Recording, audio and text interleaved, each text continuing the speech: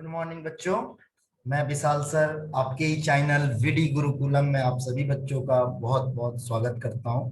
तो आज हम लोग एटॉमिक स्ट्रक्चर स्टार्ट करेंगे, है ना। तो हमने जैसे कि आप लोगों को पहले भी बताया था कि जनरली हम एक चैप्टर को एंड करने में हम लोग 2 लेक्चर लेंगे, जिसमें हम लोग कोशिश करेंगे मैक्सिमम जो पास्ट ईयर के जितने भी क्वेश्चन पूछे गए हैं उसको हम लोग कवर करें, है ना। तो चलिए हम लोग आज की क्लास को स्टार्ट करते हैं क्वेश्चन के साथ। हम लोग डे बाय डे, आपको जैसे पहले भी बताया था हमने कि एनसीईआरटी के चैप्टर्स को लेते हुए हम लोग आगे बढ़ते चले जाएंगे। तो आप उसको फॉलो थ्रू करें, आप सभी बच्चों को बहुत ही हेल्प मिलने वाली है इस सीरीज से।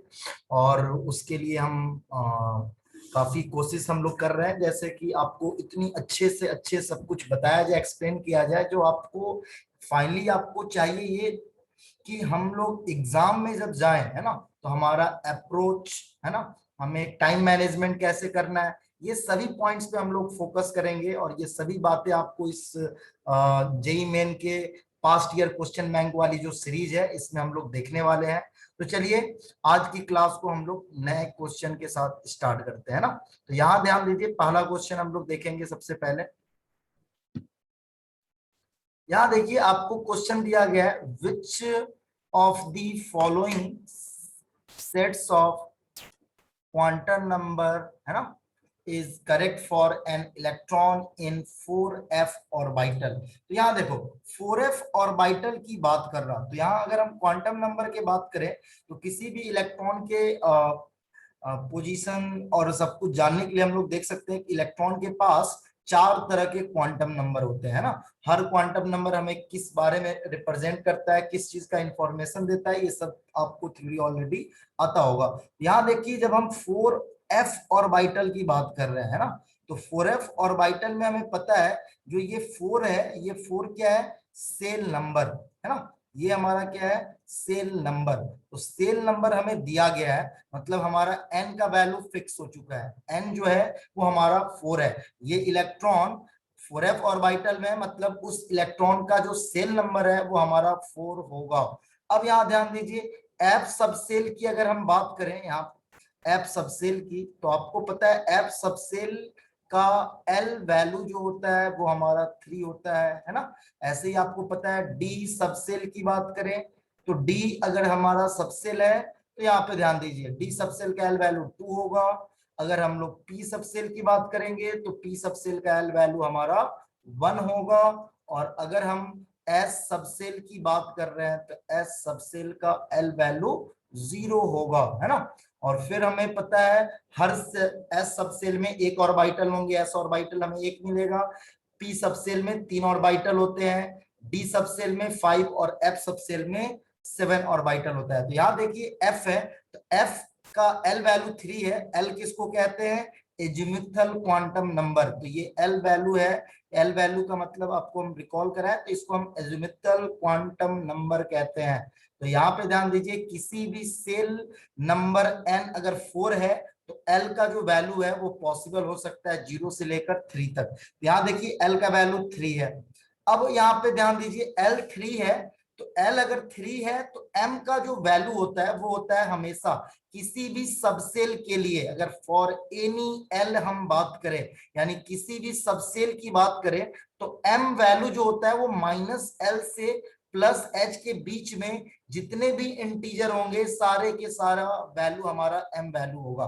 तो अगर l 3 है तो हम देख सकते हैं m का वैल्यू हमारा हो सकता है -3, -2, -1, 0, +1, +2 और +3। जैसा कि हमने बताया एल अगर हम बात करें L3 है, मतलब F सबसेल में 7 ऑर्बिटल होते हैं और सातों ऑर्बिटल का m वैल्यू जो है वो -3, -2, -1, 0, +1, +2, +3 होता है। यानी m का वैल्यू -l से +l होता है। यहाँ देखिए n 4 होना चाहिए, l 3 होना चाहिए। तो ऐसा हमारा A और C ऑप्शन है जहां पे n 4 है और l का वैल्यू 3 है। अब हम बात करें m वैल्यू की, तो m वैल्यू हमें पता है -3 से +3 के बीच में कुछ भी हो सकता है। तो A ऑप्शन में आप देख सकते हैं m वैल्यू 3 से ज्यादा है, यानी ये A ऑप्शन नहीं होगा। तो ऑप्शन कौन होगा हमारा, C। तो A ऑप्शन नहीं होगा इसलिए हमारा C होगा। m का कुछ भी वैल्यू हो सकता है, और s की बात करें तो आपको स्पिन क्वांटम नंबर का वैल्यू प्लस हाफ या माइनस हाफ में से कुछ भी हो सकता है। तो s का value plus half minus half कुछ भी हो सकता है, लेकिन m का जो वैल्यू है वो अगर l का वैल्यू 3 है तो m का वैल्यू -3 से +3 के बीच में होना चाहिए। तो ऐसा ऑप्शन हमारा सी है, तो सी हमारा आंसर हो जाएगा। तो चलिए हम लोग अगले क्वेश्चन की तरफ बढ़ते हैं। यहां ध्यान दो, आपको दिया गया है क्या, आपको दिया गया है the correct set of 4 quantum numbers for the valence electron of rubidium atom, है ना। तो रुबिडियम एटम हमारा क्या है, रुबिडियम एटम का एटॉमिक नंबर दिया गया है 37, रुबिडियम एटम का। तो यहाँ पे ध्यान दीजिए, अगर हम रुबिडियम एटम का एटॉमिक नंबर हम 37 ले रहे हैं, है ना, रुबिडियम एटम का, तो इसका अगर हम बात करें तो हमें कहा जा रहा वैलेंस इलेक्ट्रॉन की बात करें तो रुबिडियम हमारा क्या है, अल्कली मेटल्स है ना। हमें टाइम सेव करना है, हमें ध्यान दीजिए, रुबिडियम हमारा क्या है, अल्कली मेटल्स है। तो अल्कली मेटल्स का आपको पता है कॉन्फ़िगरेशन क्या होता है वैलेंस शेल का, NS1 होता है ना। तो यहाँ पे ध्यान दीजिए, रुबिडियम हमारा किस ब्लॉक का एलिमेंट है ना, सॉरी किस पीरियड का एलिमेंट है, 5th पीरियड का एलिमेंट है।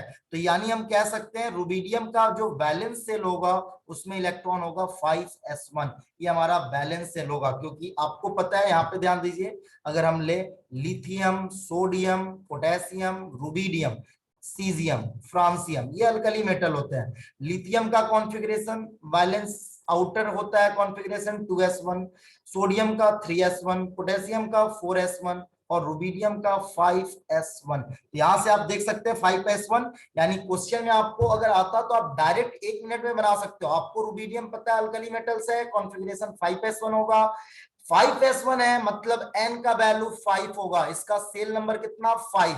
अब ध्यान दो, s सबसेल है तो s सबसेल का l वैल्यू कितना 0, l 0 है तो आपको पता है m वैल्यू भी कितना होगा 0, क्योंकि m वैल्यू -l से +l वेरी करता है। तो l अगर हमारा 0 है तो m का वैल्यू भी हमारा क्या होगा 0 होगा।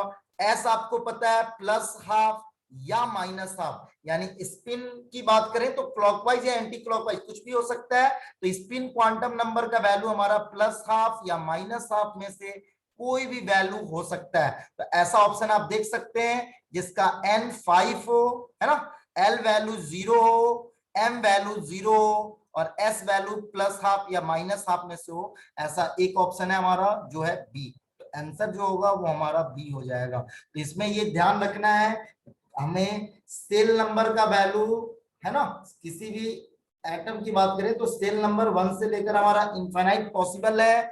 आपको एल वैल्यू पता है 0 से लेकर कहां तक होगा n-1, एम का वैल्यू -l से +l के बीच में होगा, और स्पिन क्वांटम नंबर, इसको मैग्नेटिक क्वांटम नंबर कहते हैं, स्पिन क्वांटम नंबर का वैल्यू प्लस हाफ या माइनस हाफ में से कुछ भी हो सकता है। तो यहां ध्यान दीजिए, जैसे n का वैल्यू पता चल जाएगा, जैसे आपको कभी भी ऑर्बिटल सबसेल दे दिया, जैसे वैलेंस अगर हमारा 5s1 है या 4p2 है, तो जैसे ऐसा दे दिया आपको n वैल्यू भी दे दिया, l वैल्यू भी दे दिया।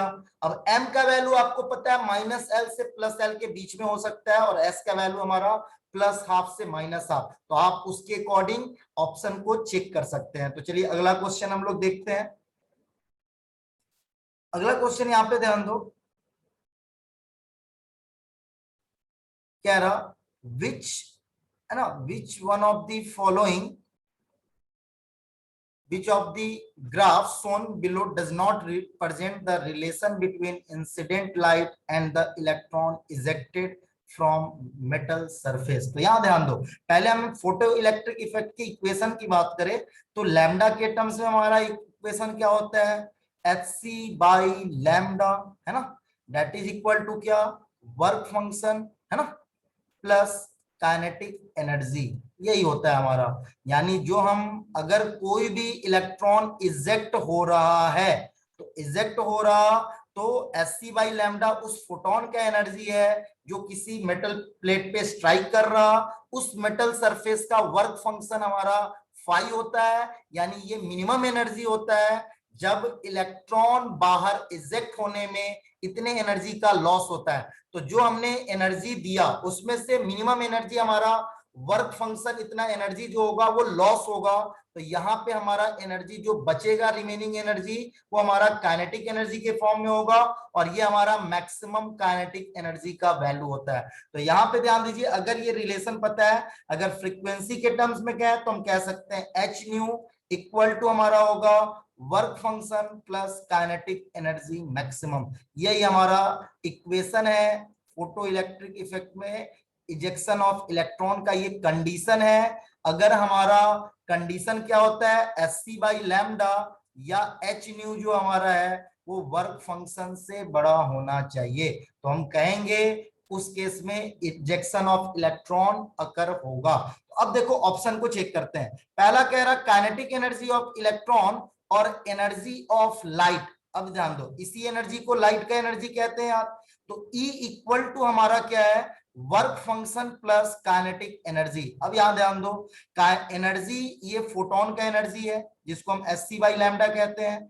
फोटोन को एनर्जी को एक्स एक्सिस पे रखा गया है, काइनेटिक एनर्जी को वाई एक्सिस पे रखा गया है, और ये हमारा कोई कांस्टेंट सी है। तो यहाँ पे आप देख सकते हो y इक्वल टू हमारा x माइनस सी आ रहा, यानी आप देख सकते हो यहाँ पे कि अगर हमारा x का वैल्यू 0 होगा तो y आप देख सकते हो इसका ग्राफ का कि x का वैल्यू जब 0 होगा तो y यहाँ कहीं निगेटिव इमेजिनरी कट करेगा। y निगेटिव क्यों नहीं हो सकता, इसलिए ग्राफ को नीचे की तरफ नहीं लाया गया, क्योंकि काइनेटिक एनर्जी का मिनिमम वैल्यू 0 हो सकता है ना, निगेटिव नहीं हो सकता, इसलिए यहीं तक ग्राफ को किया गया, लेकिन ये ग्राफ यहाँ जाएगा। और यहाँ देख सकते हैं हमारा स्लोप हमारा जो है वो पॉजिटिव 45 डिग्री एंगल पे दिखाया जा रहा है यहाँ पे। तो आप देख सकते हैं हमारा ये ए इक्वेशन सेटिस्फाई कर रहा, तो ए करेक्ट है। हमें बताना है इनमें से कौन सा जो है वो आपका ग्राफ रिप्रेजेंट नहीं कर रहा, तो ए ऑप्शन तो यार कर रहा। अब आओ हम बी की बात करते हैं। अब बी में देखो काइनेटिक एनर्जी ऑफ इलेक्ट्रॉन और इंटेंसिटी ऑफ लाइट की बात कर रहा, तो यहां ध्यान दो इंटेंसिटी ऑफ लाइट जो है ना, इंटेंसिटी ऑफ लाइट हम अगर बात करें तो यहां ध्यान दीजिए इंटेंसिटी ऑफ लाइट हमारा नंबर ऑफ है ना फोटॉन्स पे डिपेंड कर रहा, और काइनेटिक एनर्जी जो है वो हमारा डिपेंड किस पे करता है, ये हमारा ये डिपेंड्स करता है हमारा किस पे, तो depends upon frequency of light. तो लाइट के फ्रीक्वेंसी के बढ़ने से है ना नंबर ऑफ इलेक्ट्रॉन्स ज्यादा इजेक्ट होगा, ऐसा नहीं है, क्योंकि इलेक्ट्रॉन का इजेक्ट होना, नंबर ऑफ इलेक्ट्रॉन इजेक्ट होगा, सॉरी यहाँ नंबर ऑफ इलेक्ट्रॉन हमारा इजेक्ट होगा है ना, वो हमारा डिपेंड किस पे करेगा यार, नंबर ऑफ इलेक्ट्रॉन जो हमारा इजेक्ट होगा वो हमारा डिपेंड किस पे करेगा, वो हमारा डिपेंड करेगा नंबर ऑफ, यहां पे ध्यान दीजिए नंबर ऑफ इलेक्ट्रॉन्स इजेक्ट करेगा, ये हमारा डिपेंड करेगा नंबर ऑफ फोटॉन्स पे, और नंबर ऑफ फोटॉन्स हमारा डिपेंड करेगा इंटेंसिटी ऑफ लाइट पे, है ना। लेकिन यहां पे ध्यान दीजिए अगर हम बात करें काइनेटिक एनर्जी हमारा डिपेंड किस पे करेगा, तो काइनेटिक एनर्जी हमारा डिपेंड करेगा फ्रीक्वेंसी पे। तो फ्रीक्वेंसी को अगर हम बढ़ा रहे हैं है ना, तो फ्रीक्वेंसी को अगर हम बढ़ाएंगे तो ही काइनेटिक एनर्जी बढ़ेगा। काइनेटिक एनर्जी कांस्टेंट है, मतलब हमारा फ्रीक्वेंसी जो है वो हमारा कांस्टेंट है। तो फ्रीक्वेंसी अगर हमारा कांस्टेंट है तो क्या होगा, आपका इंटेंसिटी ऑफ लाइट को आप बढ़ाओगे भी तो काइनेटिक एनर्जी का वैल्यू चेंज नहीं होगा, क्योंकि इंटेंसिटी ऑफ लाइट बढ़ाने का मतलब हम फोटोन का नंबर बढ़ा रहे हैं, और फोटोन के नंबर बढ़ाने से फ्रीक्वेंसी तो बढ़ नहीं रहा। तो फ्रीक्वेंसी अगर नहीं बढ़ रहा तो सिंपल काइनेटिक एनर्जी भी चेंज नहीं होगा। तो यहां देखिए हमारा इंटेंसिटी ऑफ लाइट चेंज हो रहा, इंटेंसिटी ऑफ लाइट चेंज मतलब बढ़ने का मतलब हम नंबर ऑफ फोटॉन्स को बढ़ाते जा रहे हैं, और नंबर ऑफ फोटॉन्स अगर हमारा बढ़ेगा तो आप इलेक्ट्रॉन ज्यादा इजेक्ट होगा, बट काइनेटिक एनर्जी का वैल्यू तो तभी बढ़ेगा जब हम फ्रीक्वेंसी को बढ़ाएंगे। तो बी ऑप्शन भी हमारा सही आ रहा, ए ऑप्शन भी सही आ रहा, सॉरी इसको हम सही टिक नहीं करते हैं। यहाँ सी ऑप्शन में देखो, काइनेटिक एनर्जी ऑफ इलेक्ट्रॉन और फ्रीक्वेंसी ऑफ लाइट का ग्राफ दिया गया है। तो आपको पता है एच न्यू जो है वो हमारा क्या है, work function plus kinetic energy, यानी आप काइनेटिक एनर्जी इक्वल टू कह सकते हो H new minus work function. तो यहाँ अगर इसको वाई बोले तो वाई इक्वल टू ये ग्राफ है एम एक्स प्लस सी, यानी ये y हमारा इंटरसेप्ट x आ रहा, लेकिन यहां पे बोला जा रहा y equal to mx graph है, यानी पासिंग थ्रू ओरिजिन। तो सी ऑप्शन गलत है, इसलिए हमारा सी ऑप्शन ही आंसर होगा। डी को देखें, डी क्यों सही है, क्योंकि ध्यान दो हमारा कंडीशन क्या है कि फोटो इलेक्ट्रॉन्स तब तक हमारा इलेक्ट्रॉन इजेक्ट नहीं होगा जब तक कि हमारा, यहां पे ध्यान दो, जब तक कि हमारा फ्रीक्वेंसी सॉरी एनर्जी जो होगा फोटोन का, वो एनर्जी फोटोन का वर्क फंक्शन से ज्यादा होना चाहिए। तो जब तक हम फ्रीक्वेंसी जब लाइट का बढ़ाते जाएंगे, है ना, तो बढ़ाते जाएंगे तब तक इलेक्ट्रॉन्स इजेक्ट नहीं होगा। इलेक्ट्रॉन्स हमारा इजेक्ट कब होना स्टार्ट करेगा, जब एच न्यू का वैल्यू हमारा वर्क फंक्शन से ज्यादा हो जाए। तो यहां जैसे होगा इलेक्ट्रॉन्स इजेक्ट करना स्टार्ट करेगा, उसके बाद हम फ्रीक्वेंसी कितना भी बढ़ा लें वो हमारा नंबर ऑफ इलेक्ट्रॉन्स इजेक्ट होना जो नंबर है वो नहीं बढ़ेगा, क्योंकि हमें पता है एक फोटोन मैक्सिमम एक इलेक्ट्रॉन को इजेक्ट कर सकता है, एक फोटोन मैक्सिमम 1 इलेक्ट्रॉन को इजेक्ट कर सकता है। तो अगर नंबर ऑफ फोटोन हमारा फिक्स है तो फ्रीक्वेंसी ऑफ लाइट बढ़ाने से इलेक्ट्रॉन का इजेक्टेड नंबर जो है वो हमारा इंक्रीज नहीं होगा, क्योंकि इलेक्ट्रॉन हमारा इंक्रीज, इजेक्टेड इलेक्ट्रॉन का नंबर हमारा तभी इंक्रीज होगा जब हमारा नंबर ऑफ फोटॉन्स बढ़ेगा, और वो फोटॉन्स जिसका एनर्जी वर्क फंक्शन के वैल्यू से बड़ा हो। क्योंकि अगर हमारा फोटोन का एनर्जी वर्क फंक्शन से कम है तो फिर आपका फोटो इलेक्ट्रॉन हमारा इजेक्ट नहीं होगा, क्योंकि वर्क फंक्शन वो वैल्यू है जो इलेक्ट्रॉन मिनिमम लॉस करता है। तो यही हमारा इस क्वेश्चन का आंसर आ जाएगा सी। अगले क्वेश्चन की तरफ बढ़ते हैं ना। अब देखो अगला क्वेश्चन हमें क्या दिया गया है, अगला क्वेश्चन देखते हैं। यहां देखो अगला क्वेश्चन है the ground state energy of hydrogen atom is -13.6 electron volt, the energy of second excited state of He plus ion in electron volt is. देखो जब भी कभी एक एटम का एनर्जी देकर दूसरे एटम का एनर्जी पूछा जाए किसी भी सेल का, मान लो हम किसी लिथियम 2 प्लस आयन का एनर्जी दिया गया सेकेंड सेल में, और आपसे पूछ लो बेरिलियम 3 प्लस आयन का एनर्जी 6 सेल में बताएं, तो ऐसे क्वेश्चन में हमें ध्यान रखना है कि आप एनर्जी का रिलेशन याद रखें। एनर्जी का रिलेशन जो होता है En, वो होता है E0 Z² बाई n², है ना। और यही E0 जो होता है ये क्या होता है, ground state energy of hydrogen atom. Hydrogen atom का ये ग्राउंड स्टेट एनर्जी होता है जो कि इक्वल होता है -13.6 इलेक्ट्रॉन वोल्ट से। तो आप किसी भी एटम का NH सेल में, लेकिन हमें ध्यान रखना है हमेशा बोर्स मॉडल जो है वो हमारा सिर्फ अप्लीकेबल किसके लिए है, सिंगल इलेक्ट्रॉन स्पीसीज, यानी ऐसा स्पीसीज जिसके पास एक इलेक्ट्रॉन होगा उसी के लिए हम बोर्स मॉडल अप्लाई कर सकते हैं। और बोर्स मॉडल जो सिंगल इलेक्ट्रॉन स्पीसीज है उसका energy E0 Z² by n² होगा, जहां E0 ground state of energy of hydrogen atom बताता है जिसका वैल्यू -13.6 इलेक्ट्रॉन वोल्ट होता है, Z एटॉमिक नंबर है, n जो है हमारा सेल नंबर है। तो अब यहाँ पे ध्यान दो, अगर हमें ये सब बातें पता है तो यहाँ पे ये ऑलरेडी दिया हुआ है the ground state energy of hydrogen atom is this. अब कह रहा the energy of second excited state of He plus ion in electron will be.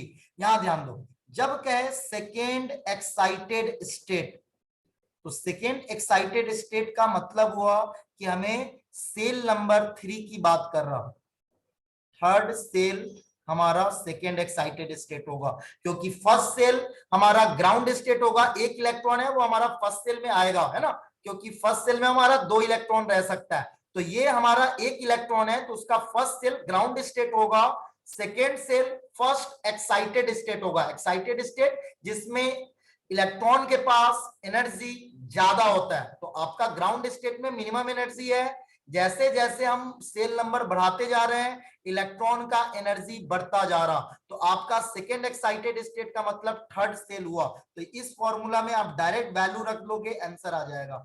En जो पूछा जा रहा -13.6 electron volt. He plus ion का एटॉमिक नंबर जो है हमारा Z, वो कितना होगा, 2 होगा, तो 2 का square by n square. n का वैल्यू कितना, थर्ड सेल है तो 3 स्क्वायर। तो आप देख सकते हैं ये कितना आ गया, -54.4 इलेक्ट्रॉन वोल्ट डिवाइडेड बाई 9, तो ये आ गया -6 है ना 04 इलेक्ट्रॉन वोल्ट के आसपास। यानी आंसर जो होगा वो हमारा डी हो जाएगा। क्लियर है? तो ये रिलेशन हमें एनर्जी का याद रखना है। अगर एक का एनर्जी देकर दूसरे का एनर्जी पूछा जाए तो ये हम इक्वेशन यूज कर सकते हैं। आगे बढ़े हम लोग आगे बढ़ते हैं। अब यहाँ पे देखो अगला क्वेश्चन हमें दिया गया है, heat treatment of muscular pain involves radiation of wavelength of about 900 nanometer. Which spectral line of hydrogen atom is suitable for this purpose? अब यहाँ ध्यान दो, हाइड्रोजन एटम दिया गया है और क्या रहा, वेवलेंथ 900 नैनोमीटर। अब यहाँ ध्यान दो, 900 नैनोमीटर का मतलब हमें energy gap, heat treatment of muscular pain involves radiation of wavelength about 900 nanometre. यानी जो फोटोन हमारा रिलीज होगा, जो फोटोन हमारा रिलीज होगा उससे हम लोग मस्कुलर पेन का ट्रीटमेंट कर रहे हैं, और उस फोटोन का जो रिलीज होगा उसका वेवलेंथ 900 नैनोमीटर है, मतलब उस फोटोन का एनर्जी कितना होगा, तो ये लगभग होगा हमारा 1240 बाई 900। तो ये आप देख लो कितना हो गया हमारा 1.38 इलेक्ट्रॉन वोल्ट के आसपास आ रहा ये वैल्यू। अब देखो एनर्जी हमारा 1.3 जो है 1.38 इलेक्ट्रॉन वोल्ट के आसपास का वैल्यू आ रहा है। तो आसपास का वैल्यू हमें चेक करना होगा कि किसमें है, ये हम देखते हैं, है ना। तो यहाँ देखो ए ऑप्शन जब कह रहा, यहाँ पे ध्यान दीजिए, हमें पता है फर्स्ट सेल का एनर्जी कितना होता है -13.6 इलेक्ट्रॉन वोल्ट हाइड्रोजन एटम के लिए। सेकेंड सेल का एनर्जी कितना होता है -3 इलेक्ट्रॉन वोल्ट। थर्ड सेल का एनर्जी कितना होता है -1.51 electron volt. n equal to 4 का एनर्जी कितना होता है -0.85 इलेक्ट्रॉन वोल्ट। और n इक्वल टू मान लो 5 की बात हम करते हैं, तो n इक्वल टू 5 जो है वो हमारा कितना एनर्जी होगा, तो आप देख सकते हैं ये हमारा कितना होगा 13.6 को आप 25 से डिवाइड कर सकते, हाँ ये हमारा -0.5 है ना, हाँ 44 इलेक्ट्रॉन वोल्ट होगा।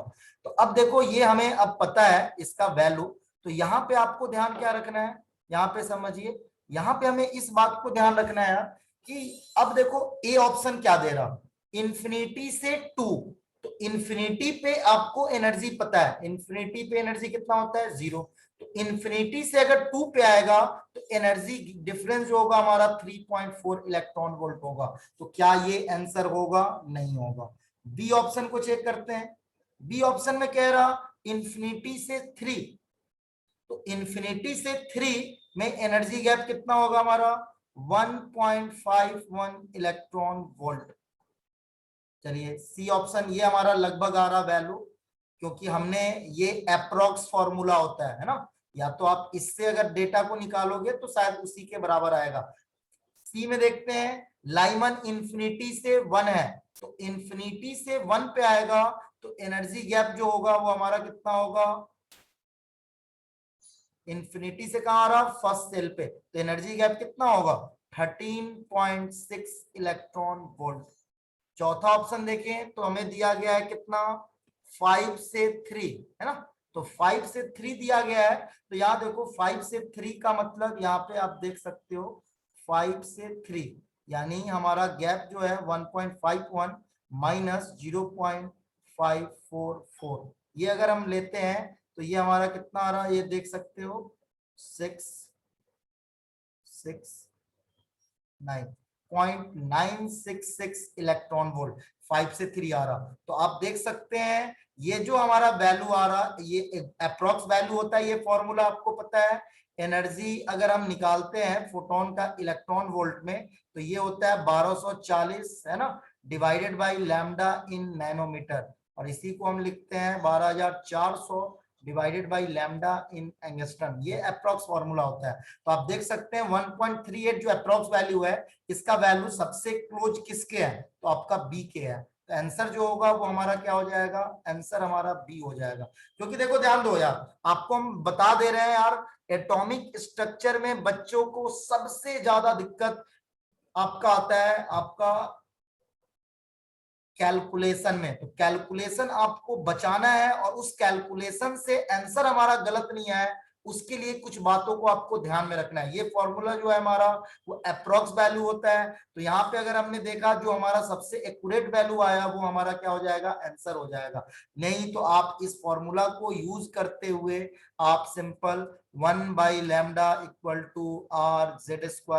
1/n1² minus 1/n2²। तो यहाँ आप देख सकते हैं रेडबर्ग कांस्टेंट का वैल्यू हमें पता है ना, हाइड्रोजन एटम है तो जेड का वैल्यू पता है, 1/λ, लैम्डा का वैल्यू पता है, और यहाँ n1 n2 का वैल्यू रख रख कर आपको चेक करना होगा कि किस केस में LHS इक्वल टू RHS है। तो दूसरा मेथड हमारा ये हो सकता है सॉल्व करने का, या तो आप इस मेथड से करें, या फिर सिंपल हमने इसके करस्पॉन्डिंग एनर्जी निकाल लिया।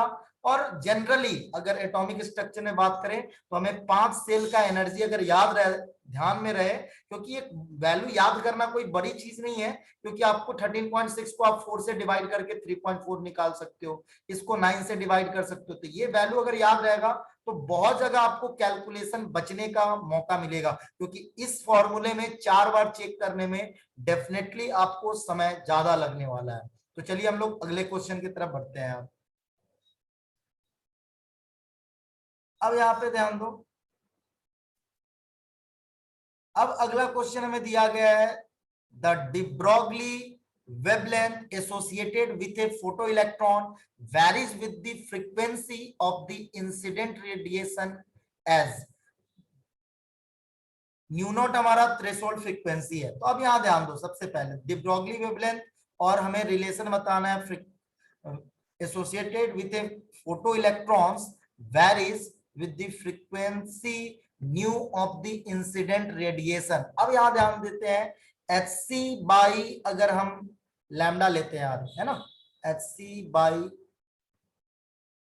सॉरी डिब्रोगली वेवलेंथ है ना, यहाँ पे देखिए, हाँ डिब्रोगली वेवलेंथ है। तो डिब्रोगली वेवलेंथ हमारा क्या होगा, H/mv, है ना, H/mv होगा, या हम लैम्डा को लिख सकते हैं H/√2m काइनेटिक एनर्जी। ये हमारा डिब्रोगली वेवलेंथ दिया गया था क्वेश्चन में। तो डिब्रोगली वेवलेंथ हमारा क्या होता है, H बाई लीनियर मोमेंटम यानी H/mv, और इसी mv को हम लिख सकते हैं H/√2m ke। यहां ध्यान दो, mv हमारा p होता है, और इसी को हम लिख सकते हैं क्या, √2m काइनेटिक एनर्जी, या इसी को ध्यान रखिए काइनेटिक एनर्जी को हम चाहे तो लिख सकते हैं p²/2m। तो ये दोनों आपको जरूरत पड़ता है एज ए कभी कभी हर क्वेश्चन में। तो ये रिलेशन हमें ध्यान में रखना है, क्योंकि हमें पता है momentum, linear momentum m into v होता है। अब यहाँ ध्यान देते हैं, अगर हम किसी भी फोटो इलेक्ट्रिक इफेक्ट की बात अगर करें तो h न्यू इक्वल टू क्या होगा, h new not threshold energy, और ये हो गया हमारा एनर्जी ऑफ फोटोन, और ये हमारा यहाँ पे देख सकते हैं एनर्जी ऑफ फोटोन दिया गया है, और यहाँ पे होगा क्या, प्लस काइनेटिक एनर्जी मैक्सिमम जो हम निकालते हैं। तो यहाँ देख सकते हैं काइनेटिक एनर्जी जो मैक्सिमम हमारा होगा उसको हम लिख सकते हैं H new minus nu not. तो यहाँ पे देखिए आप इस काइनेटिक एनर्जी वैल्यू को अगर हम पुट कर दें तो यहाँ पे हम काइनेटिक एनर्जी की जगह क्या लिख सकते हैं, H new minus nu not. तो यहाँ देखिए हमारा प्लैंक्स कांस्टेंट है, मास हमारा कांस्टेंट है, फिर से यहाँ प्लैंक्स कांस्टेंट है, यानी हम यहाँ देख सकते हैं कि लैम्डा डायरेक्टली प्रोपोर्शनल, ये लैम्डा क्या है, डी ब्रॉगली वेवलेंथ, ध्यान दें ये डी ब्रॉगली वेवलेंथ है। तो लैम्डा हमारा देख सकते हैं क्या हो जाएगा, प्रोपोर्शनल टू 1/न्यू माइनस न्यू नॉट का पावर 1/2। ये आप देख सकते हैं लैम्डा। और लैम्डा यानी जो डी ब्रॉगली वेवलेंथ है, वो डी ब्रॉगली वेवलेंथ फ्रीक्वेंसी है ना, यानी हमारा फोटोन का फ्रीक्वेंसी और थ्रेशोल्ड फ्रीक्वेंसी में क्या रिलेशन होगा वो हम डायरेक्ट देख सकते हैं। तो ऐसा कौन सा ऑप्शन हमारा मैच कर रहा, तो वो हमारा ऑप्शन है बी। तो बी हमारा आंसर हो जाएगा। क्लियर है? चलो आगे बढ़ते हैं अगले क्वेश्चन की तरफ।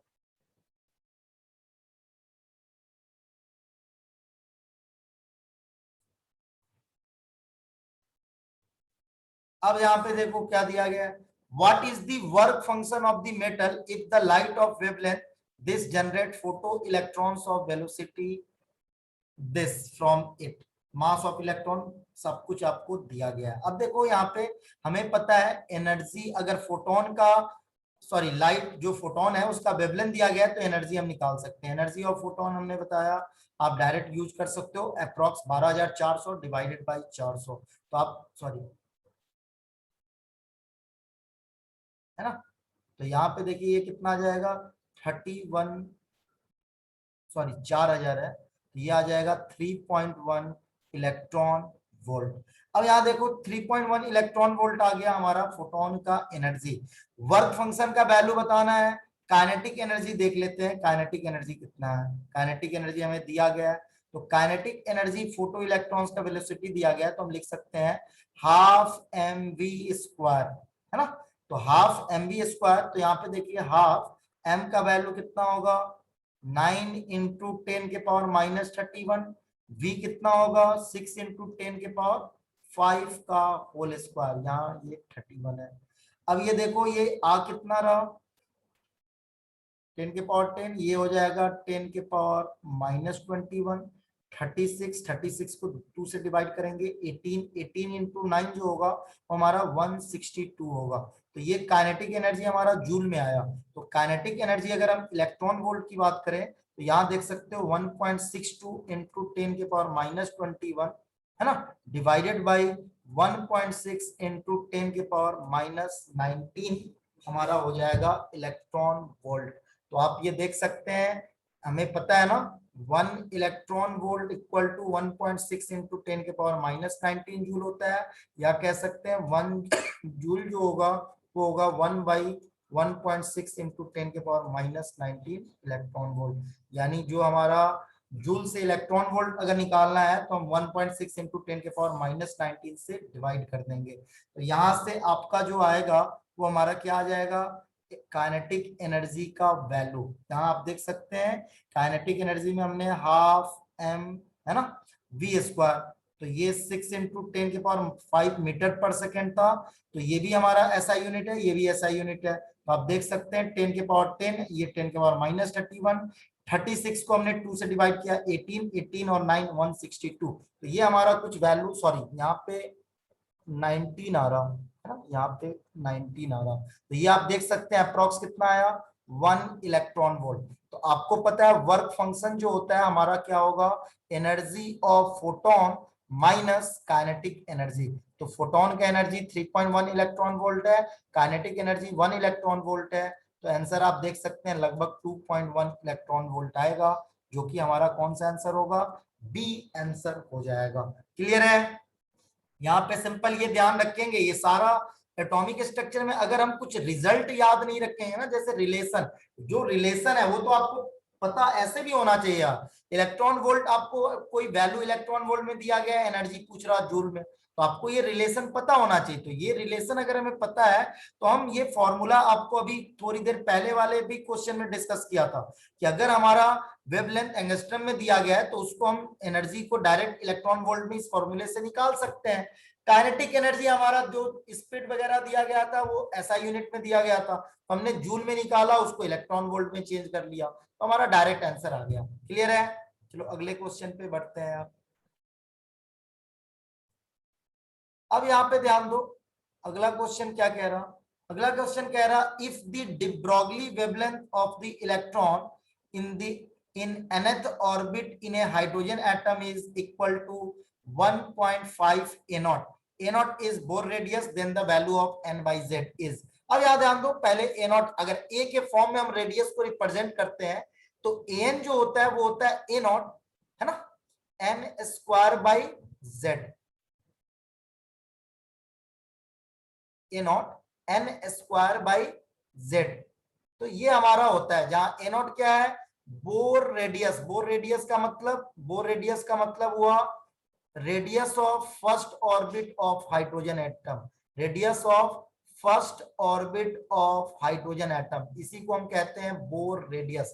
तो यहाँ an जो है वो हमारा a naught n square by z होता है. अब यहां ध्यान दो de Broglie wavelength of the electron nth orbit का दिया गया है, तो यहां ध्यान दो 2 pi r equal to n lambda होता है, जहां पे लैम्डा जो है वो हमारा de Broglie wavelength होता है, आपको पता है, और n जो है वो हमारा सेल नंबर है ना, n जो है वो हमारा सेल नंबर है, r जो है वो nth ऑर्बिट का रेडियस है ना. ये n क्या बता रहा, रेडियस ऑफ nth ऑर्बिट. तो यहां ध्यान दीजिए 2 पाई nth ऑर्बिट का रेडियस जो होगा वो क्या होगा, a naught n square by z equal to n lambda.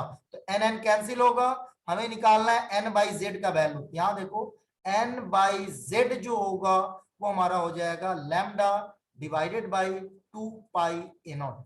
तो यहां से हमने देखा n बाई z का वैल्यू आ गया lambda by 2 pi a naught. Question में लैम्डा का वैल्यू दिया गया, de Broglie वेवलेंथ हमारा 1.5 a naught दिया गया है. तो 1.5 a naught divided by 2 pi a naught हमारा कितना आ जाएगा, आप देख सकते हो ये आ जाएगा हमारा 3/4 यानी 0.75. तो n बाई z जो रेशियो है वो हमारा आ रहा 0.75, मतलब आंसर जो होगा वो हमारा सी हो जाएगा. क्लियर है. यहाँ पे सिंपल सब आपको ध्यान रखना है, रेडियस के टर्म्स में, एनर्जी के टर्म्स में, स्पीड के टर्म्स में अगर दे तो Vn क्या होता है, V not Z by N होता है. तो ये रिलेशन ध्यान में रखना है. तो जो भी हमें, और साथ में ये आपको पता, तो ये तो पता ही है, तो ये सब रिलेशन आपको पता है. तो आप सिंपली कैसे कर सकते हैं, जो जो दिया गया उसके वैल्यू को हम पुट करते जाएंगे. कैसे क्वेश्चन में हमें सोचना है वो हम आपको बताते चले जा रहे हैं. बाकी जो रिजल्ट्स आपको ध्यान में नहीं है, याद नहीं है, या वो आप याद करें, उसको रिवाइज करें, है ना. कुछ कुछ पॉइंट्स जो है आपको ये रिलेशन, ये आपको बिल्कुल दिमाग में होना चाहिए. तो चलिए अगले क्वेश्चन की तरफ हम लोग बढ़ते हैं. अगला क्वेश्चन हम लोग देखेंगे, दिया गया है the region in the electromagnetic radiation, है ना, the region in the electromagnetic spectrum where the Balmer series lines appears is. तो आपको पता है बाल्मर सीरीज जो है वो हमारा विजिबल रीजन में लाई करता है ना. बाल्मर सीरीज का कुछ जो होता है वो हमारा बाहर भी जाता है, क्योंकि बाल्मर सीरीज जो है उसका आपको यहाँ ध्यान देना है. विजिबल रीजन की बात करें तो विजिबल रीजन का वेवलेंथ कहां से कहां वेरी करता है, 380 टू 750 हमें पता है ये नैनोमीटर होता है. तो यानी 380 के अकॉर्डिंग अगर हम देखें तो यहाँ पे ध्यान दो, ये हमारा कितना आएगा 3 पॉइंट समथिंग इलेक्ट्रॉन वोल्ट आएगा. और 1240 को 750 में अगर आप डिवाइड करोगे तो ये आ जाएगा हमारा कितना, कुछ 1.6 समथिंग आएगा, यहाँ पे कुछ वैल्यू आएगा. तो ये हमारा विजिबल रीजन होता है. लेकिन बाल्मर सीरीज की बात करें तो n का 2 वैल्यू जो होता है वो -3.4 इलेक्ट्रॉन वोल्ट होता है ना. तो यहाँ पे ध्यान दो 3.4 होता है और इसके ऊपर जो होता है हमारा -1.51 इलेक्ट्रॉन वोल्ट होता है ना. तो ये यहाँ पे अगर हम ध्यान दें तो इसका मैक्सिमम, बाल्मर सीरीज के केस में मैक्सिमम एनर्जी हमें कितना मिलेगा, मैक्सिमम एनर्जी हमें मिलेगा 3.4 इलेक्ट्रॉन वोल्ट. और मिनिमम एनर्जी जो हमें मिल रहा, वो मिनिमम एनर्जी हमें मिल रहा 1.89 इलेक्ट्रॉन वोल्ट, है ना. लेकिन विजिबल रीजन की बात करें तो विजिबल रीजन का मिनिमम एनर्जी जो है वो हमारा 1.6 आ रहा, और मैक्सिमम जो है हमारा वो कुछ आ रहा कितना 3.2 समथिंग आ रहा. यानी maximum energy gap Balmer series में जो 3.5 4 तक है, वो 3.2 से ज्यादा जब एनर्जी गैप होगा तो बाल्मर सीरीज यानी विजिबल रेंज से बाहर चला जाएगा। लेकिन maximum most of the lines जो होगा वो हमारा बाल्मर सीरीज का विजिबल रेंज में लाई करता है, इसलिए हमारा आंसर जो होगा वो सी हो जाएगा। चलिए अगले क्वेश्चन की तरफ हम लोग बढ़ते हैं। अब यहां पे ध्यान दो, आगे दिया गया है the shortest wavelength of hydrogen atom in the Lyman series is λ1, the longest wavelength in the Balmer series of He+ is. अब ध्यान दो, हमें रेडबर्ग इक्वेशन पता है 1/λ equal to R Z square 1/n1 square minus 1/n2 square, ये हमारा होता है फॉर्मूला। अब यहां ध्यान दो, अगर हम केस 1 की बात कर रहे हैं, केस 1 मतलब पहला कंडीशन जो हमें दिया गया है, शॉर्टेस्ट वेवलेंथ का मतलब मैक्सिमम एनर्जी, हमें पता है ना एनर्जी इनवर्स Sc/λ होता है ना यार, एनर्जी होता है हमारा Sc/λ, तो Sc/λ होता है, तो आपको पता है Sc/λ होता है, तो एनर्जी हमारा इनवर्सली प्रोपोर्शनल टू लैम्डा है, यानी लैम्डा का मिनिमम वैल्यू का मतलब एनर्जी मैक्सिमम, लैम्डा का मैक्सिमम वैल्यू का मतलब एनर्जी मिनिमम। तो यहां ध्यान दो, लाइमन सीरीज अगर हम बोलते हैं यानी इलेक्ट्रॉन जो है वो हायर सेल से हमारा कहां आता है, फर्स्ट सेल में आता है। अब ध्यान दो, शॉर्टेस्ट वेवलेंथ का मतलब मैक्सिमम एनर्जी, तो मैक्सिमम एनर्जी गैप कब होगा, जब इलेक्ट्रॉन्स इनफाइनाइट से 1 पे आएगा, तो इनफाइनाइट से 1 है, तो इस केस में आप देख सकते हो 1/λ1 का वैल्यू आर, हमारा हाइड्रोजन एटम के लिए जेड कितना होगा 1, तो 1 स्क्वायर बाई 1/n1 स्क्वायर, यहां देख सकते हो 1/1 स्क्वायर माइनस 1/इंफिनिटी स्क्वायर, ये हो जाएगा। अब ध्यान दो, केस 2 की बात करते हैं, केस 2 के केस में देखो, लैम्डा हमें नहीं पता, 1/λ, लैम्डा डैश जो हमें निकालना है हीलियम का, वो हम मान लेते हैं आर, हीलियम आयन का जेड कितना 2 स्क्वायर। अब आते हैं सेकेंड केस में, यहां पे ध्यान दो, सेकेंड केस में अगर कह रहा बाल्मर सीरीज का लॉन्गेस्ट वेवलेंथ, तो यहां ध्यान दो, लॉन्गेस्ट वेवलेंथ का मतलब मिनिमम एनर्जी, और बाल्मर सीरीज का मतलब क्या हुआ, इलेक्ट्रॉन सेकेंड सेल पे आ रहा हायर सेल से, तो मिनिमम एनर्जी का मतलब जस्ट ऊपर यानी थर्ड सेल से वो सेकेंड सेल पे आ रहा, तो इसका हमारा हो जाएगा 1/2 square minus 1/3 square.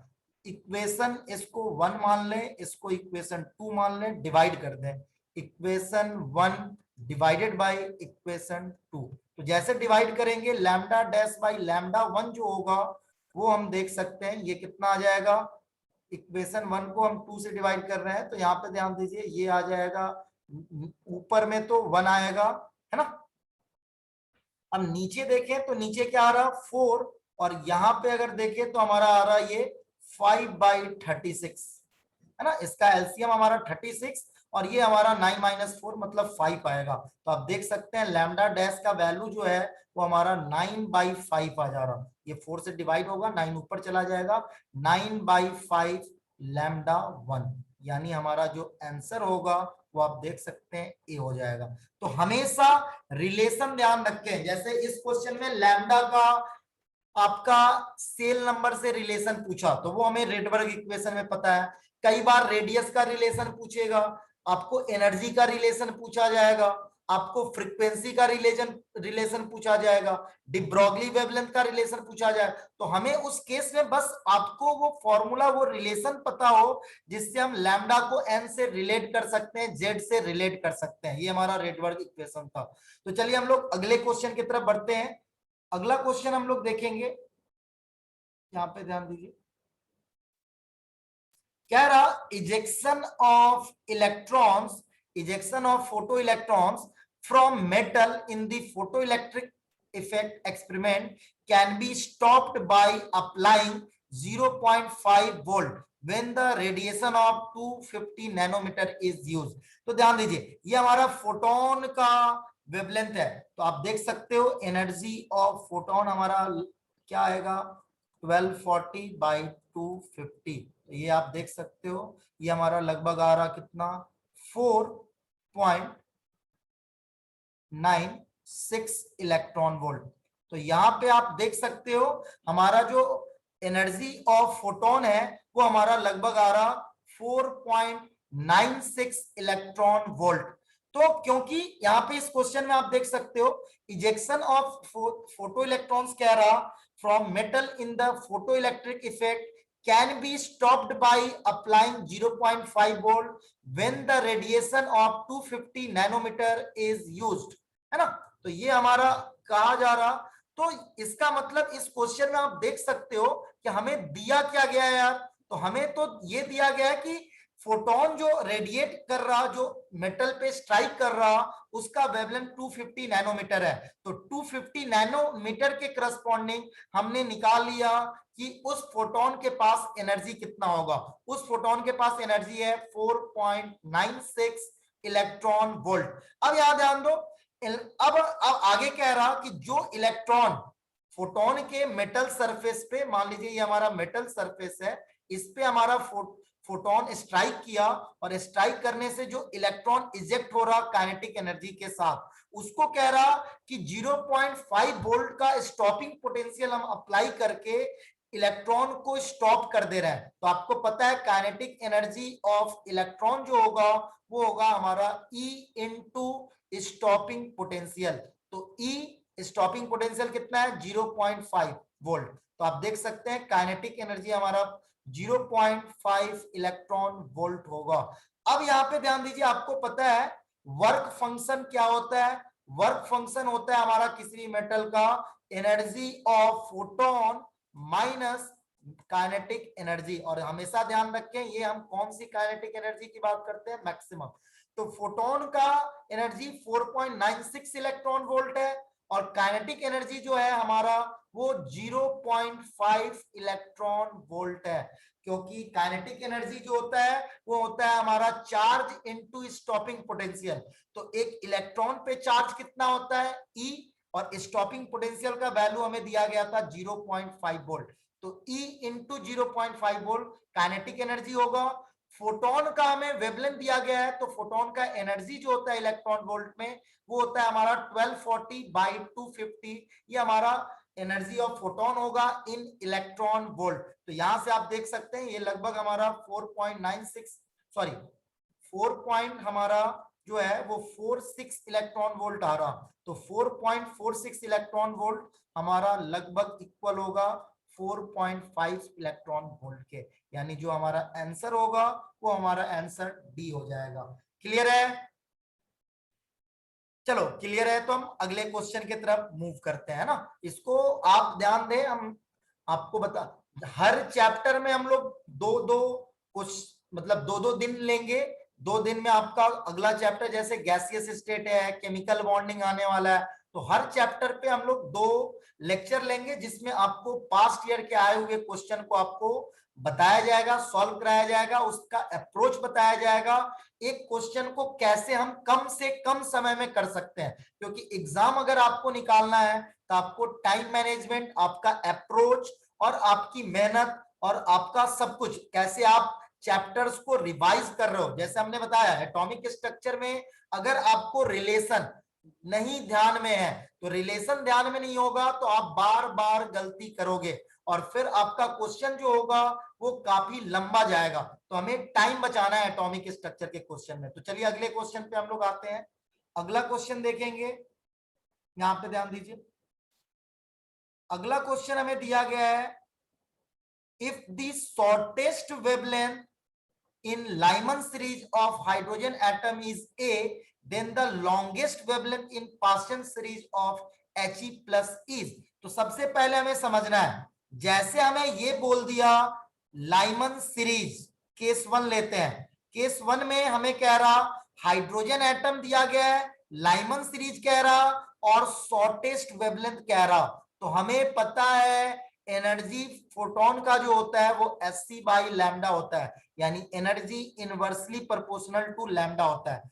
Shortest wavelength का मतलब मैक्सिमम एनर्जी, और लाइमन सीरीज का मतलब इलेक्ट्रॉन हायर एनर्जी लेवल से फर्स्ट एनर्जी लेवल में आ रहा। तो इलेक्ट्रॉन फर्स्ट सेल में आ रहा ट्रांजिशन, और शॉर्टेस्ट वेवलेंथ का मतलब मैक्सिमम एनर्जी। तो मैक्सिमम एनर्जी हमें फोटोन का कब मिलेगा, जब इलेक्ट्रॉन इंफिनिटी से 1 पे आएगा, यानी केस 1 में इंफिनिटी से 1 ट्रांजिशन दिया गया है, किस एटम का, हाइड्रोजन एटम का। तो यहां ध्यान दीजिए, आपको रेडबर्ग इक्वेशन पता है, 1 by lambda are Z square 1 by n1 square minus 1 by n2 square. तो यहां देख सकते हैं वेवलेंथ जो हमें दिया गया है वो ए दिया गया है, रेडबर्ग कांस्टेंट कांस्टेंट है, हाइड्रोजन एटम का Z1 होगा तो ये वैल्यू 1 का स्क्वायर 1 ही हो जाएगा। यहां पे देखें तो 1 बाई n1 स्क्वायर यानी 1 by 1 square minus 1 by infinity square. तो आप देख सकते हैं 1 बाई ए का जो वैल्यू है वो हमारा आ गया R। अब चलो अब केस 2 की बात करते हैं। केस 2 में यहां पे ध्यान दो हमें क्या दिया गया है, He plus ion, He plus ion और पास्चन सीरीज। पास्चन सीरीज का मतलब इलेक्ट्रॉन जो है वो हमारा थर्ड सेल पे आ रहा, अब थर्ड सेल में किसी हायर सेल से थर्ड सेल पे आ रहा। अब आगे कह रहा लॉन्गेस्ट वेवलेंथ, तो लॉन्गेस्ट वेवलेंथ का मतलब minimum energy.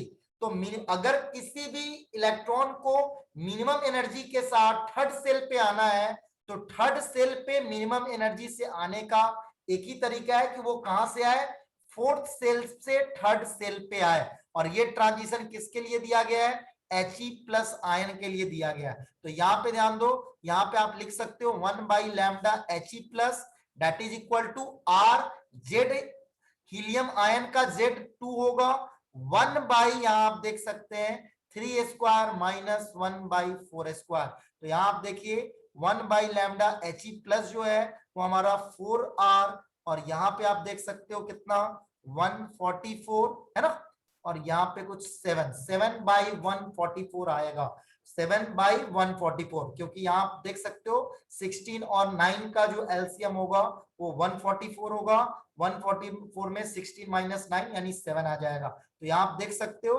1 by lambda He plus का वैल्यू हमारा 7R है ना बाई 36 आ गया। अब इक्वेशन 1 और 2 को हम डिवाइड कर देते हैं। 1 और 2 को जैसे डिवाइड करोगे तो देखो क्या आ गया, लैम्डा He प्लस बाई ए है ना, लैम्डा He प्लस बाई ए, तो 1 और 2 को डिवाइड कर रहे हैं तो ये आ गया 36 बाई 7। ये कितना आ गया 36 बाई 7। तो यहां आप देख सकते हो लैम्डा He प्लस जो होगा वो हमारा हो जाएगा 36a डिवाइडेड बाई 7, यानी आंसर जो होगा हमारा C हो जाएगा। तो इस क्वेश्चन में आपको ये ध्यान में रखना है हमेशा, लाइमन सीरीज का मतलब इलेक्ट्रॉन आ रहा फर्स्ट सेल पे। अब जब भी कहे कि मिनिमम एनर्जी हमें चाहिए फर्स्ट सेल पे आने का, तो मिनिमम एनर्जी 2 से 1 है, मैक्सिमम एनर्जी क्या है तो इंफिनिटी से 1 हुआ। अब मिनिमम एनर्जी पूछने का ये इस केस में हमें मिनिमम एनर्जी मिल रहा कौन से, लाइमन सीरीज में, और मिनिमम एनर्जी का मतलब हुआ मैक्सिमम वेवलेंथ, यानी कह सकते हैं लॉन्गेस्ट वेवलेंथ। और अगर हमें एनर्जी आपका मैक्सिमम चाहिए तो एनर्जी मैक्सिमम के केस में हमें मिलेगा शॉर्टेस्ट वेवलेंथ। ये तरीका होता है।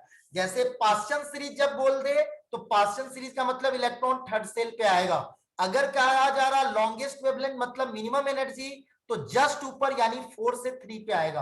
अगर यही कहता शॉर्टेस्ट वेवलेंथ मतलब वो इंफिनिटी से थर्ड पे आएगा। क्लियर है? चलिए अगले क्वेश्चन की तरफ हम लोग मूव करते हैं। अगला क्वेश्चन देखिए, अगला क्वेश्चन हमें दिया गया है कि the radius of the second Bohr orbit in terms of the bore radius of A0 in Li2 plus. अब ध्यान दो, the radius of second Bohr orbit in terms of bore radius A0 in lithium 2 plus. अब ध्यान दो, lithium 2 plus ion का second Bohr orbit का radius हमें बताना है किसके टर्म्स में, बोर रेडियस के टर्म्स में। तो सबसे पहले हम बार बार आपको इस आज बता चुके हैं, बोर रेडियस जब भी बोल रहा तो बोर रेडियस का मतलब ये होता है radius of first orbit, radius of first orbit of hydrogen atom. Hydrogen atom के फर्स्ट ऑर्बिट के रेडियस को हम कहते हैं बोर रेडियस। अगर बोर रेडियस हमें A0 दिया गया है, आपका देख सकते हो A0 के टर्म्स में हमें आंसर बताना है, तो आपको पता है किसी भी एटम का किसी भी सिंगल इलेक्ट्रॉन स्पेसीज का रेडियस किसी भी सेल नंबर में क्या होता है, एन जो होता है वो होता है a naught n square by Z. हमारा रेडियस जो होता है वो a naught n square by Z होता है, जहां एन हमारा सेल नंबर बताता है, जेड हमारा एटॉमिक नंबर बताता है, ए नॉट जो है वो हमारा बोर रेडियस है, और ये हमारा किसी भी सिंगल इलेक्ट्रॉन स्पेसीज का किसी भी सेल नंबर में रेडियस है। तो चलिए हमें जो रेडियस निकालना है वो लिथियम 2+ आयन का निकालना है।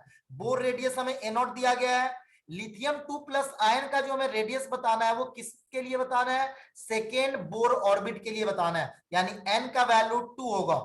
लिथियम 2+ आयन दिया जा रहा, इसका मतलब है जेड एटॉमिक नंबर जो लिथियम आयन का होता है वो 3 होता है, तो आंसर हमारा 4a0/3 होगा। ये हमारा क्या हुआ, radius of second orbit in Li2+। तो लिथियम 2+ आयन के केस में सेकेंड बोर ऑर्बिट का रेडियस हमारा 4a0/3 होगा, क्योंकि आपको ये रिलेशन सिंपल पता है। तो आपको जब भी रेडियस को एन या जेड से पूछा जाए रिलेट करके, तो आपको एक ही चीज ध्यान रखना है कि हमें रेडियस का सेल नंबर और जेड के साथ रिलेशन पता हो। जब एनर्जी के साथ पूछा जाए तो आपको एनर्जी वाला रिलेशन याद रखना है।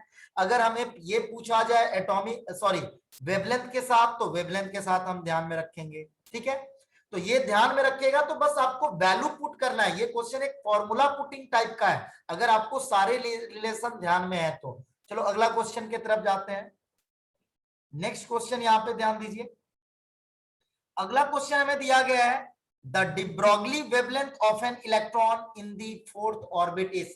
अभी आपको आज की क्लास के शुरुआत में हमने बताया था, डी ब्रोगली वेवलेंथ का अगर हमारा रेडियस के टर्म्स में, यहां पे क्या कह रहा, the de Broglie wavelength of an electron in the fourth Bohr orbit is. अब ध्यान दो, रेडियस और वेवलेंथ का कैसा रिलेशन है, तो हमें पता है 2πr इक्वल टू होता है एन लैम्डा। अब यहां पे ध्यान दीजिए, 2πr जो होता है बोर मतलब रेडियस किसी भी सेल का, वो हमारा कितना होगा, यहां पे ध्यान दो, आपको पता है ये कितना होगा हमारा a naught n square by Z, और ये होगा एन लैम्डा। यहां से आप देख सकते हो लैम्डा जो होगा हमारा वो होगा 2πa0n/z। यहां पे ध्यान दीजिए, the de Broglie wavelength of an electron in the fourth orbit is. यहाँ पे एटम अगर कुछ नहीं दिया गया कि हम किसके लिए पूछ रहे हैं, तो हम हाइड्रोजन एटम ही लेंगे।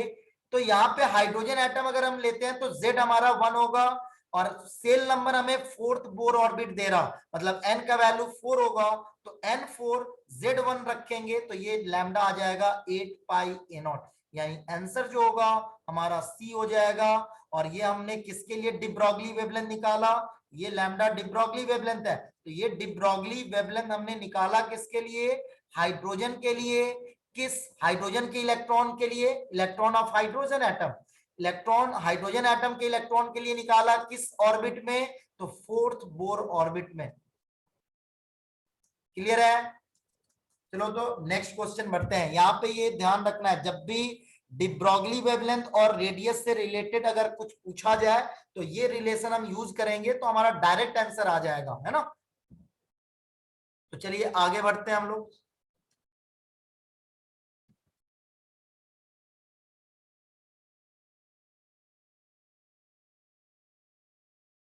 अब अगला क्वेश्चन यहां पे ध्यान दीजिए, the electron in the hydrogen atom undergoes transition from higher orbitals to orbital of radius this। अब ध्यान दो, हाइड्रोजन एटम ट्रांजिशन कह रहा, तो higher orbitals to orbitals of radius this transition is associated with. यहां ध्यान दो, यहां पे ये कहा जा रहा कि इलेक्ट्रॉन जो है वो किसी हायर सेल से ऐसे सेल पे ट्रांजिशन कर रहा, जिस सेल का, जहां पे ये हायर ऑर्बिटल से जिस सेल पे वो आ रहा इलेक्ट्रॉन, उस सेल का अगर हम बात करें तो उस सेल का हमें दिया गया है रेडियस। रेडियस कितना दिया गया है 211.6 पिकोमीटर। अब इस रेडियस के वैल्यू से हमारा एन निकल जाएगा, क्योंकि रेडियस आपको पता है रेडियस क्या होता है, रेडियस हमारा होता है r naught n square by Z, है ना।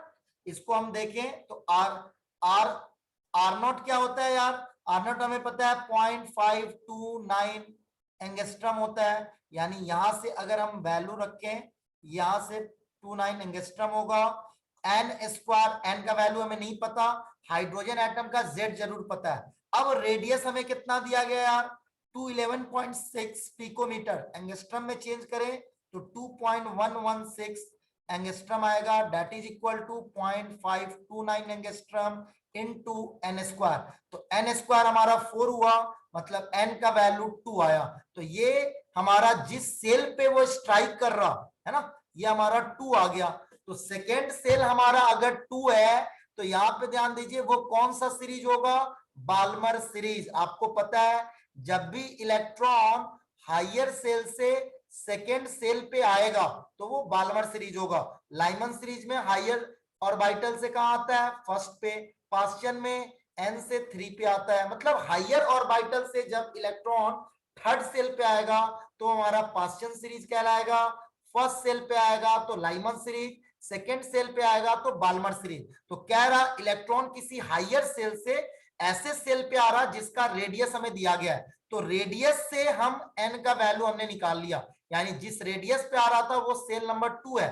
तो जब इलेक्ट्रॉन हायर एनर्जी लेवल से सेकेंड पे आएगा तो दैट इज पार्ट ऑफ क्या, बाल्मर सीरीज। क्लियर है, आगे बढ़ते हैं, अगला क्वेश्चन देखेंगे। यहां पे ध्यान दो, अगला क्वेश्चन हमें क्या दिया गया है, इफ कह रहा P is the momentum, if P is the momentum of the fastest electron, fastest electron का मतलब मैक्सिमम एनर्जी वाले इलेक्ट्रॉन की बात कर रहा, ejected from a metal surface after the irradiation of light having wavelength lambda, then for 1.5 p momentum of the photoelectron the wavelength of the light should be।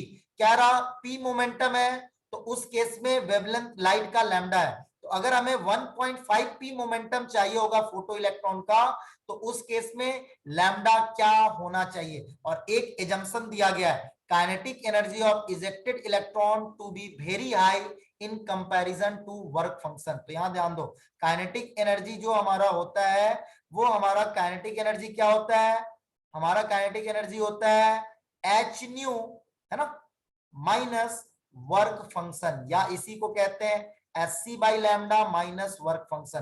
तो कह रहा वर्क फंक्शन का value kinetic energy के compare में बहुत ही छोटा है, मतलब इसके वैल्यू को काइनेटिक एनर्जी को हम लगभग ले सकते हैं एच न्यू यानी h c by lambda. Clear है,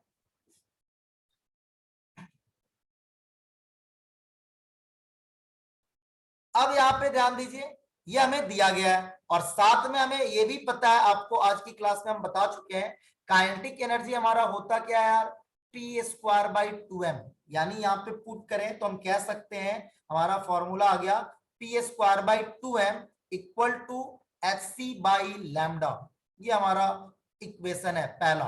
अब यहाँ पे ध्यान दो क्योंकि काइनेटिक एनर्जी को हम पी स्क्वायर बाई 2m से रिलेट कर सकते हैं, जहां पी क्या है मोमेंटम, एम क्या है, एम हमारा मास ऑफ इलेक्ट्रॉन है जो इजेक्ट हो रहा, मास ऑफ इलेक्ट्रॉन है हमारा। तो यहां ध्यान दीजिए पी स्क्वायर बाई 2m, क्योंकि मोमेंटम स्टार्टिंग केस में पहले केस में मोमेंटम p है, इलेक्ट्रॉन का मास तो हमेशा m होगा, और पहले केस में लैम्डा लैम्डा है तो हमने simple s c by lambda रख दिया और काइनेटिक एनर्जी को रिप्लेस कर दिया पी स्क्वायर बाई 2m से। नेक्स्ट केस की बात करें तो नेक्स्ट केस में मोमेंटम 1.5 p है, तो 1.5 p का whole square divided by 2m that is equal to h c by lambda.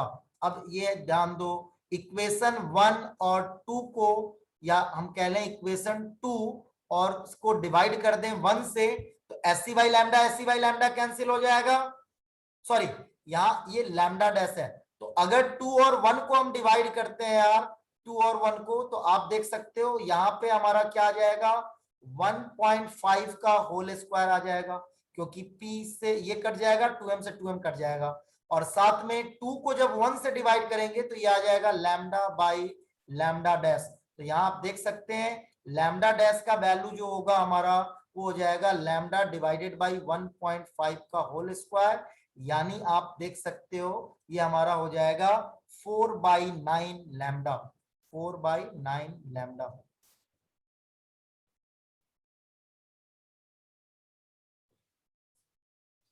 Answer क्या हो जाएगा? बी। आंसर जो होगा हमारा वो बी हो जाएगा। यहाँ सिंपल लैम्डा है 1.5 को आप चाहे नहीं सब ऐसे भी लिख सकते हो 3/2 का होल स्क्वायर, तो 2 का स्क्वायर ऊपर चला जाएगा 4 और नीचे 9 रह जाएगा, है ना। तो ये हमारा क्वेश्चन था, बहुत अच्छा क्वेश्चन था। लेकिन सारे क्वेश्चन याद रखो यार, रिलेशन बेस्ड है। काइनेटिक एनर्जी को मोमेंटम से कैसे रिलेट करना है, काइनेटिक एनर्जी को वेवलेंथ से कैसे रिलेट करना है, ये हमें पता है। तो फिर आपका एटॉमिक स्ट्रक्चर में बोर्स मॉडल का क्वेश्चन बहुत इजी होगा, फोटो इलेक्ट्रिक इफेक्ट हो, ये सारे क्वेश्चन बहुत इजी होंगे। बट आपको रिलेशन पता होगा तो आपका टाइम बहुत बचेगा, अदरवाइज आप एटॉमिक स्ट्रक्चर के क्वेश्चन में बहुत टाइम किल करने वाले हो एग्जाम में। तो इस क्वेश्चन को आप समझे, हर क्वेश्चन का अप्रोच हम कैसे लेंगे। चलो आगे बढ़ते हैं अगले क्वेश्चन की तरफ। अगला क्वेश्चन हम लोग देखेंगे। आगे कह रहा the number of sub cells associated with n equal to 4 and m equal to -2। देखो ध्यान दो, जब भी n इक्वल टू 4 यानी सेल नंबर हमारा 4 है, तो हमें पता है सबसेल, सबसेल हमारा कौन कौन होगा, सबसेल हमारा होगा यानी L का value S P D F, F का L वैल्यू 3 होगा, D का हमारा L वैल्यू जो है वो 2 होगा, P का L वैल्यू हमारा 1 होगा और S का L वैल्यू 0 होगा।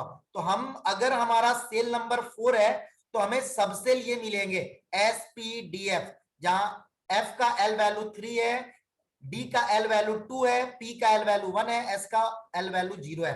L वैल्यू हमने क्यों लिया? क्योंकि M का वैल्यू L पे डिपेंड करता है। M का जो वैल्यू होता है वो होता है -L से +L, -L टू हम कह सकते हैं +L, तो ये होता है। इसलिए हमें L का वैल्यू पता होना चाहिए, यानी इस केस में M का जो वैल्यू होगा वो -3 से लेकर +3 होगा, इस केस में M का वैल्यू जो होगा वो -2 से +2 होगा, और इस केस में M का जो वैल्यू होगा वो -1 से +1 होगा, और इस केस में M का वैल्यू 0 होगा। तो क्या रहा? The number of subshell associated with n equal to 4 and m equal to 2 quantum number is. तो यहां ध्यान दो, हमें कौन कौन से सबसेल मिलेंगे जहां पे m का वैल्यू -2 होगा। तो हमें f सबसेल में हमारा m का वैल्यू -2 हो सकता है, और d सबसेल में हमारा m का वैल्यू -2 हो सकता है। यानी हमें नंबर ऑफ 2 सेल्स होगा d एंड f जिसमें m का वैल्यू -2 हो सकता है। p सबसेल में m का वैल्यू आप देख सकते हो ये -1 से +1 के बीच में है, यानी m का वैल्यू कभी भी -2 नहीं होगा, और s सबसेल में भी m का वैल्यू हमारा -2 नहीं होगा। m का वैल्यू हमें यार सिर्फ -2 किस किस केस में होगा?